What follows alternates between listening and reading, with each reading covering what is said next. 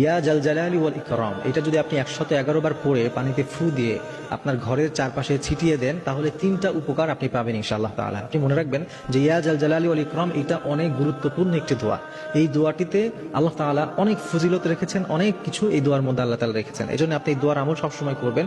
বিশেষ করে আপনাকে আমি একটা পদ্ধতি বলে দিব, এটাতে করলে আপনি 3টা উপকার পাবেন। আপনি ইয়া জাল জালালি ওয়াল ইকরাম 111 বার পড়ে একটা পাত্রের মধ্যে পানি নেবেন, ওই পাত্রে আপনি ফু দিবেন 111 বার পড়ার পরে। আগে পিছে অবশ্যই দুরূদ শরীফ পড়বেন।